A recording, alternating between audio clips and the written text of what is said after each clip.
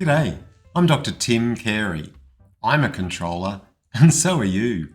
Control matters. This short story is called Getting What You Want.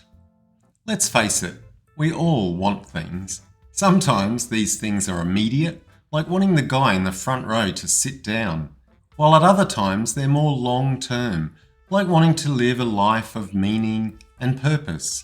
Also, the things we want can be serious, like wanting your dad to pull through the operation. But we can also want less serious things too, like wanting the vampy violet shade of nail polish. Wants can be expressed in their negative form as well.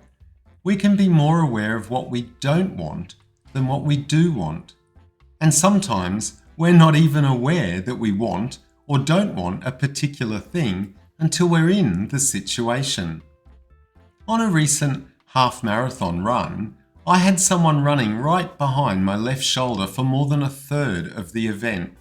The longer the run went on, the more I became aware that I did not want the sound of his laboured breathing and shuffling gait so close behind me. I could probably have framed this up in terms of what I did want, but in that moment, it was what I did not want that was uppermost in my mind.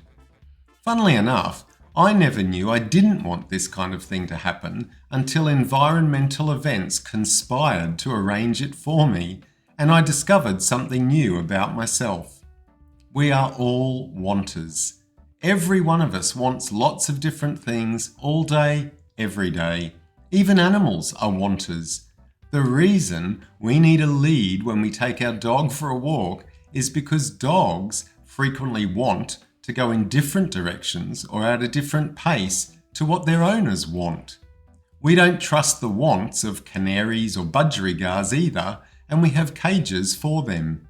It's much easier to deal with the divergent wants of our pets than it is to deal with the differences in wants with our partners or parents or children or friends or colleagues.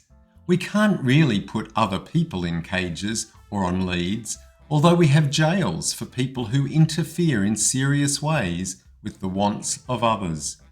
We also have less drastic ways of dealing with people, such as offering incentives or penalties.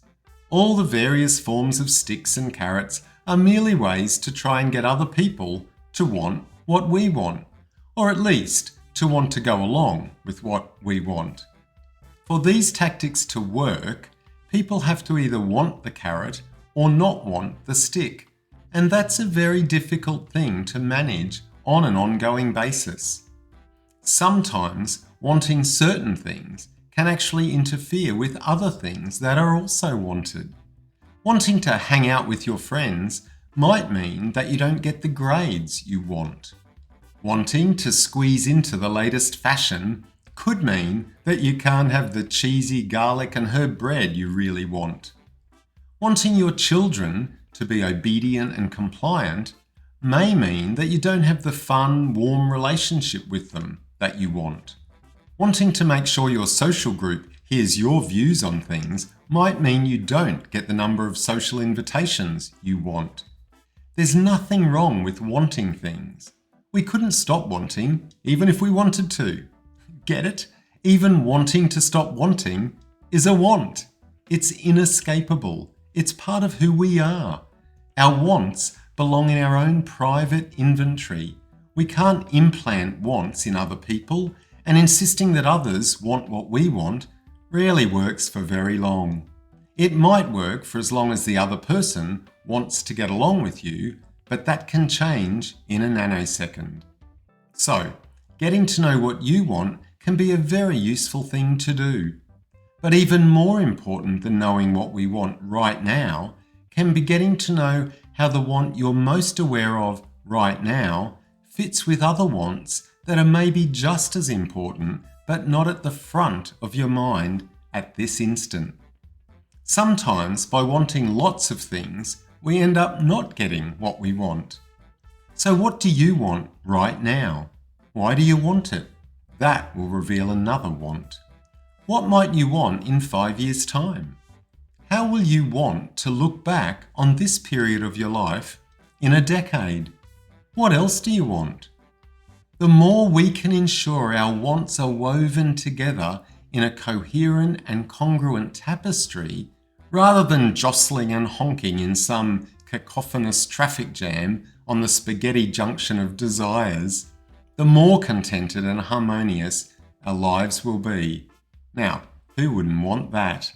If you're interested in these ideas and would like to know a whole lot more about them, a book called Controlling People: The Paradoxical Nature of Being Human, written by myself and my good friend Rick Markin, might be just what you want.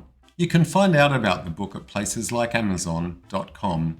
It's available as an ebook as well as a print version. So, what do you think about that? Bye for now.